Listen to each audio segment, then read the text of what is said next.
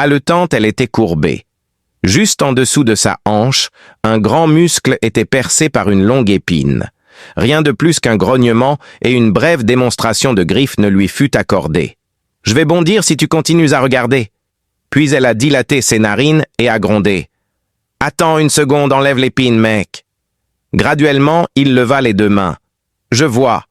Les choses importantes d'abord. » Imperturbable, Reed continua. Il garda son calme même lorsque sa queue martelait le sol à côté de lui et que ses dents claquaient à chaque respiration. « C'est profondément enfoncé, » dit-elle en fronçant les sourcils, et elle a peut-être touché un point sensible. « Crois-tu vraiment que je suis incapable de le percevoir ?» dit-il en s'accroupissant à côté d'elle alors qu'il récupérait une petite trousse médicale de sa ceinture. « Tout ce que j'essaye de dire, c'est que j'aimerais que tu ne sursautes pas et que tu ne me mettes pas dans l'embarras. » Son front se plissa. « Tu es étonnamment calme pour quelqu'un d'aussi maladroit que toi. »« Ça doit faire partie de ton uniforme, » dit-il en dépliant un extracteur stérile.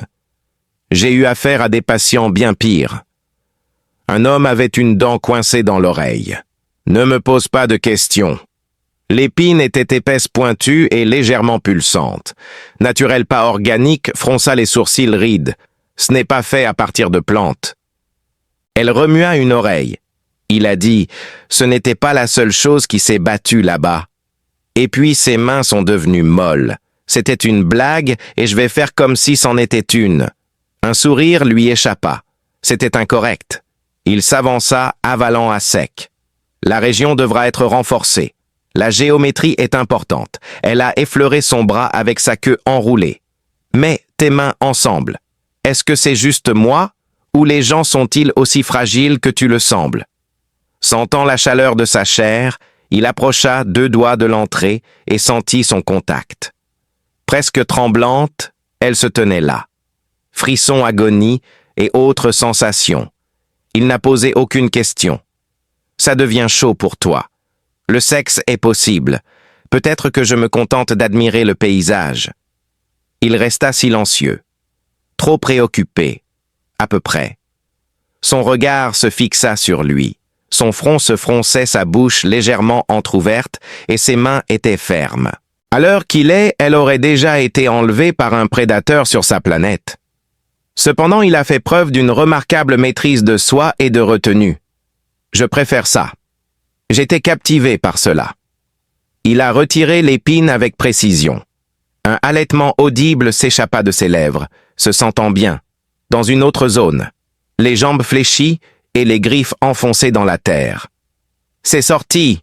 dit-il en pointant l'épine. « C'est un miracle qu'il ne se soit pas cassé à l'intérieur. » Elle avait une respiration irrégulière et les pupilles dilatées. Elle semblait le regarder fixement comme s'il venait de dire quelque chose de méchant. Ces mots sortaient de sa bouche de manière méthodique et calme, comme si elle vous assurait que vous aviez touché le point sensible. L'homme leva la tête pour voir. C'est ainsi que l'on pratique les premiers secours. Sa tête était tournée. C'est le processus de l'accouplement. Ses paupières tremblaient. « Excusez-moi, c'est vous qui avez pris l'initiative. Ensuite, vous l'avez libéré. Je me suis soumise. La douleur t'a fait te soumettre. C'était une dispute. » Elle s'y opposa en secouant la tête. « Il y a eu pire.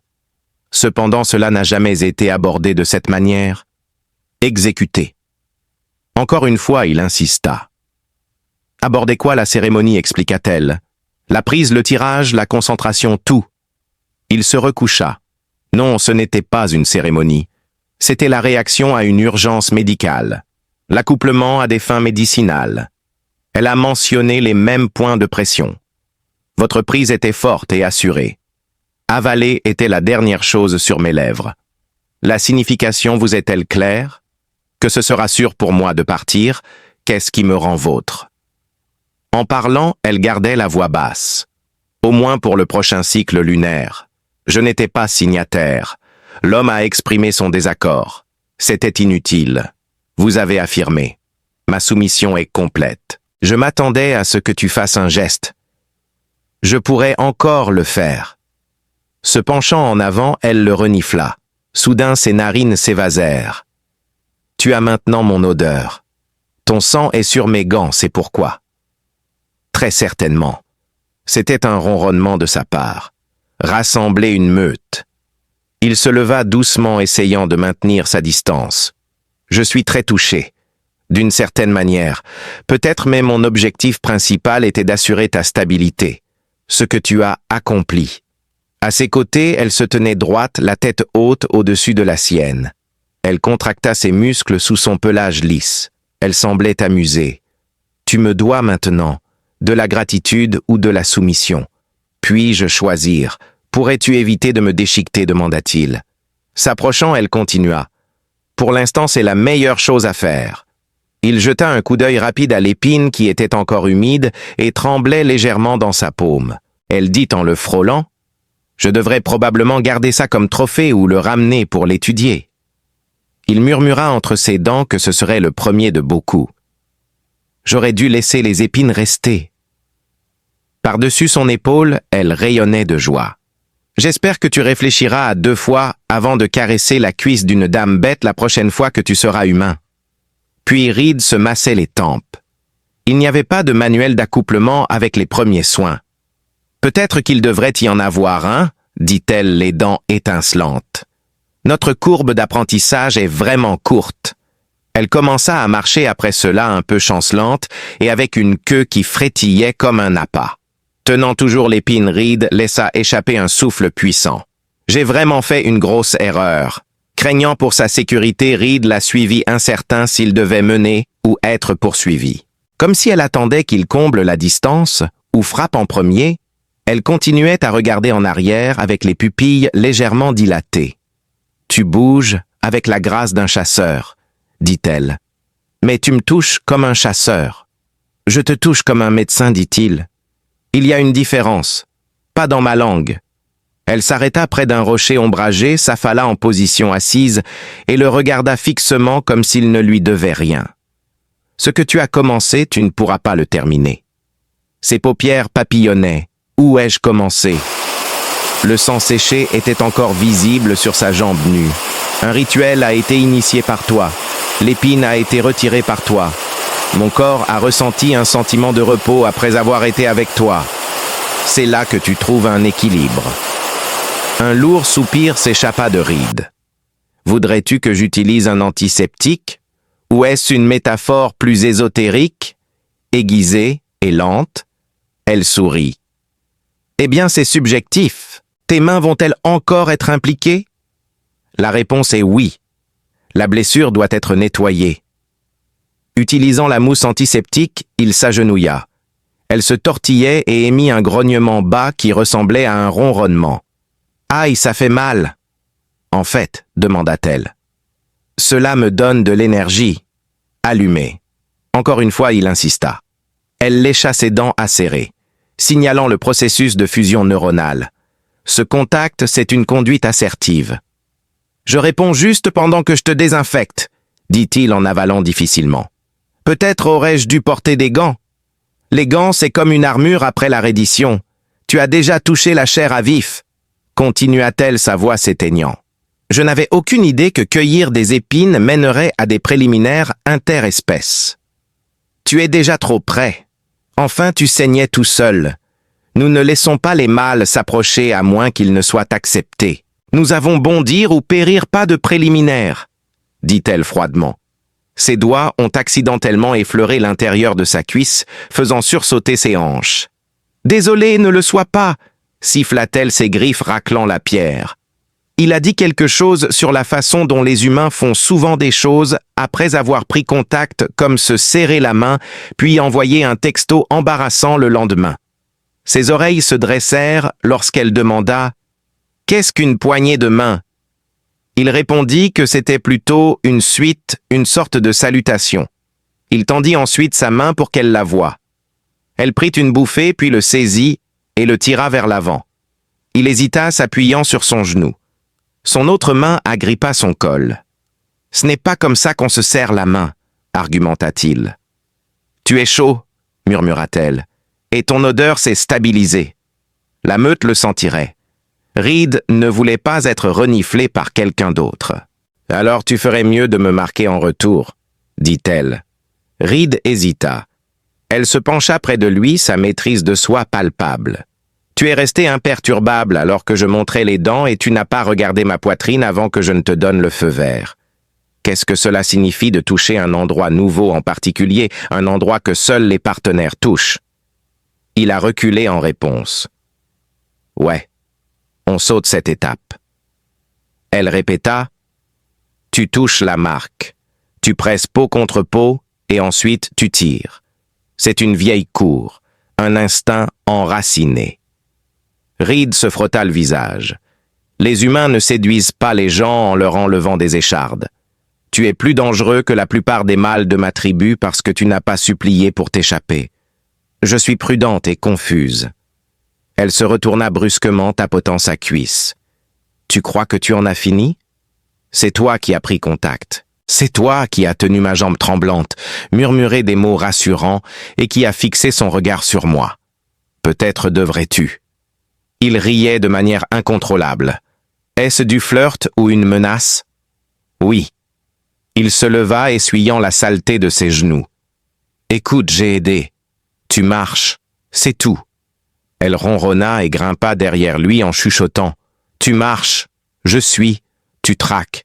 Je revendique. » Je ne suis toujours pas habitué à la logique du monde des morts. Elle s'approcha sa voix basse et tu touchas l'intérieur. J'ai regardé la dilatation de tes pupilles quand il a claqué des doigts et que les miennes se sont dilatées. Il respirait lentement. Tu as fermement tendu ma peau, enfoncé ton outil et tiré. Tu exagères la saleté de la situation. Tout est sale si on le touche comme il faut. Il toussa. Je préférais quand tu voulais me dévorer.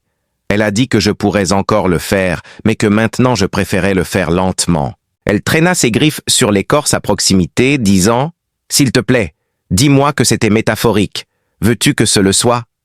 Il fit une pause puis répondit « Oui, beaucoup. » Elle fit ensuite le tour derrière lui, la queue battant paresseusement, et dit « Alors tire sur autre chose, la prochaine fois humain. » Il leva les yeux vers la canopée, essayant de retrouver sa santé mentale. Dans son territoire, ils ont trouvé de larges marques de griffes gravées dans la pierre et des piles de bûches qui ressemblaient à des panneaux d'avertissement.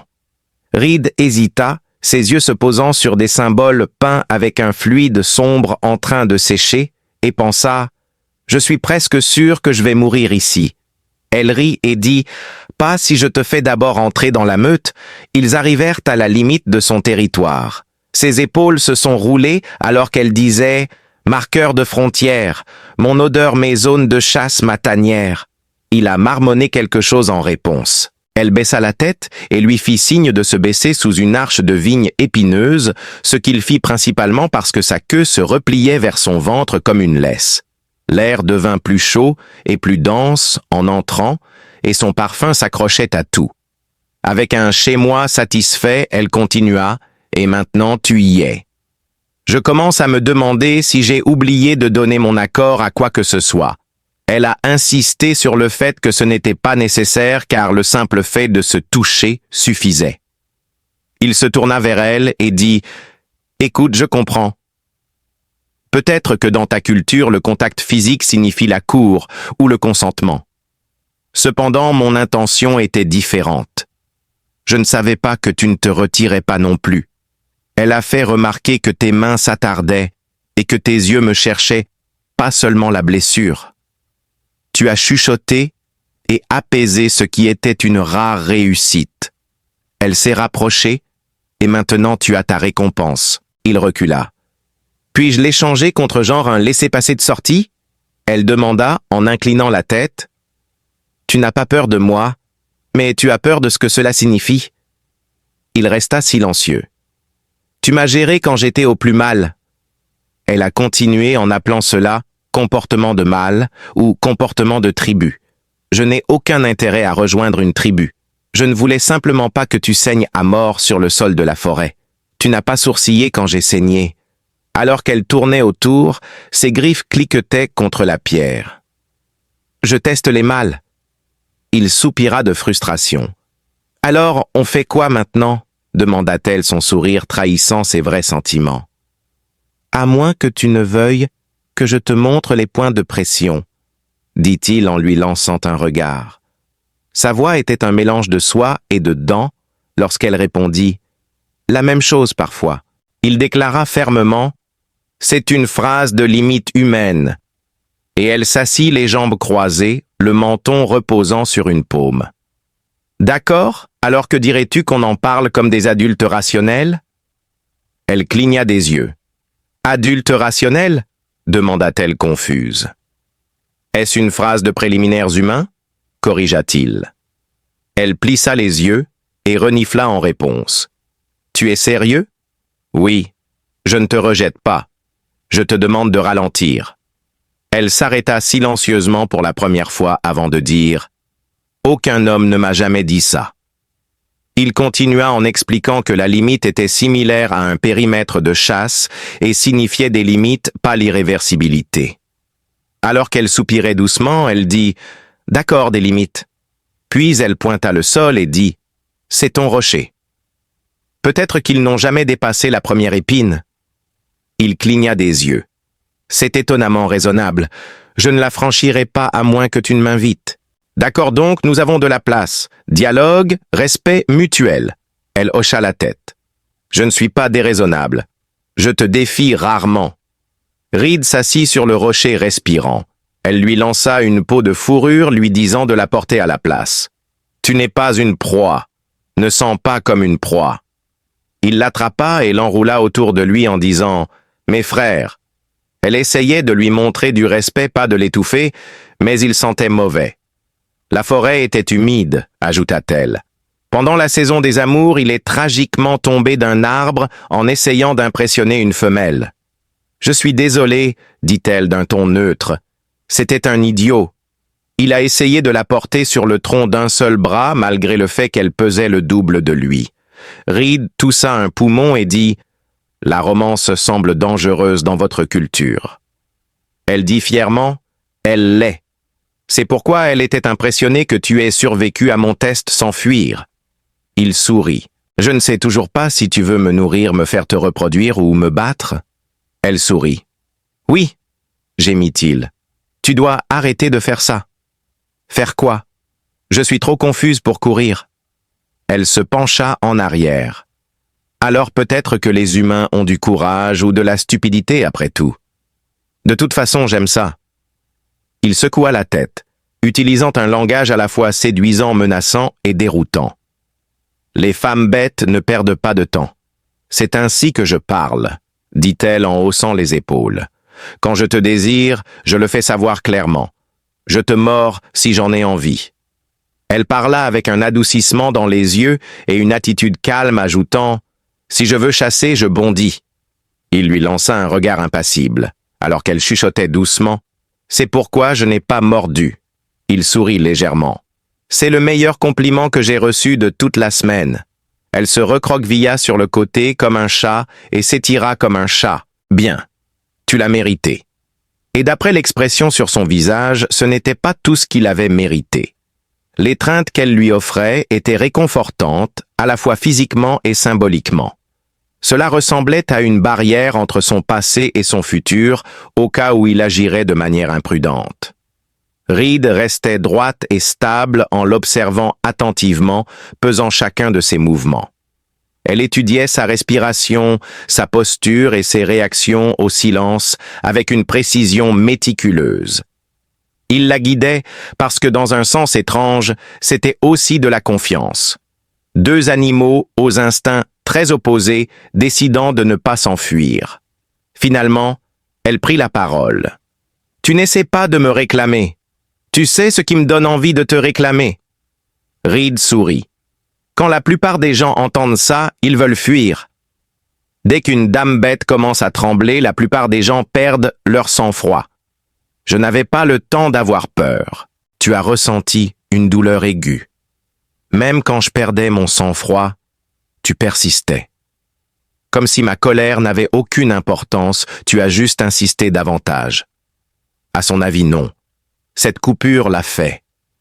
Elle me regardait intensément et sans cligner des yeux. Même si je saignais, tu as reconnu quelque chose de précieux dans mes yeux et tu as essayé de le sauver. Tu peins une belle image. Pas du tout. Fais attention. Paisible comme ça. Les prédateurs en ont peur. Les trompent en les amenant à remettre en question leur autorité. C'était un haussement d'épaule de Reed. Très bien. Permettez-leur de réévaluer. Peut-être que si cela se produit, ils cesseront d'attaquer ceux qui ne font qu'essayer de faciliter l'aide. Une seule fois, sa queue a frétillé. Maintenant, quand tu fais une différence, tu continues à penser que tu ne fais qu'aider. Tout autour de moi, en moi. La meute peut détecter son odeur.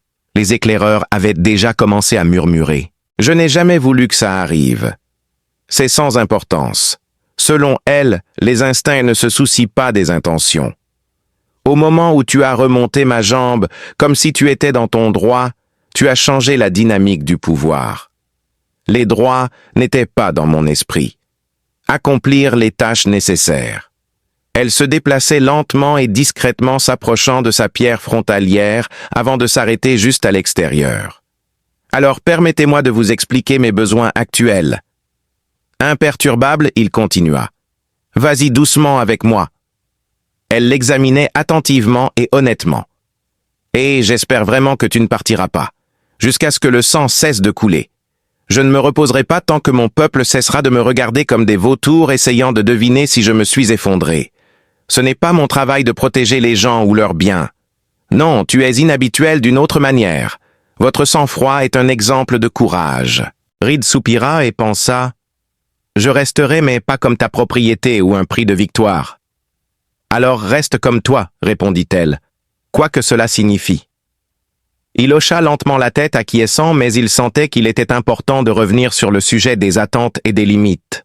Ses oreilles se dressèrent lorsqu'elle dit « Alors commence à négocier mal, parce que si tu continues à me regarder comme ça, je vais te sauter dessus. » Il sourit cependant, et elle lui rendit son sourire en disant « Tu me contamines. » Il toussa cependant, et elle le supplia de ne pas le formuler de cette manière. « Tout ce que tu dis est excitant, » dit-il en haussant un sourcil. « Alors j'apprends, » répondit-elle, son expression trahissant son plaisir sincère. « Comment être assez humaine pour ne pas t'effrayer et assez bestiale pour te garder intéressé ?» demanda-t-elle, sa voix s'éteignant alors qu'elle se recouchait. Alors qu'il se penchait en arrière et se détendait, elle déclara honnêtement « Seulement celles qui ont saigné devant quelqu'un et qui vivent pour le taquiner à ce sujet. » Il secoua la tête, réprimant un rire, et dit « Est-ce que toutes les femmes bêtes flirtent avec autant d'acharnement ?» Elle répondit « Non. » Il aimait la différence. Elle demanda « Est-ce que tous les humains gigotent autant ?» Il resta silencieux. Elle sourit et dit « Je ne vais pas te mordre. C'est objectivement faux. » Ils restèrent un moment dans un silence amical, sa queue oscillant en arc paresseux, et ses doigts tressaillant, comme s'il voulait réparer quelque chose même si tout allait bien. Il haussa les épaules. Peut-être que je suis stable parce que j'ai accepté mon destin, ou peut-être que tu es le genre de partenaire que je n'aurais jamais pensé désirer. Elle continua à s'étirer, disant « Alors je ne mordrai pas en premier. » Elle commençait à remettre en question ses choix. Malgré cela, elle murmura « Tu es toujours assis sur la peau de mon frère, portant mon odeur à l'intérieur de ma tanière, et tu me regardes dans les yeux. » Il se pencha en avant, sa voix basse, et lui parla directement. « Tu retires mon épine femme bête et tu ferais mieux d'être prête à en assumer les responsabilités aussi. » Elle redressa sa posture comme si elle écoutait. Ça sonnait presque sincère, c'était le cas. Il croisa son regard. Pas de jeu, pas de posture. Alors je serai sincère aussi. Je resterai pour l'instant.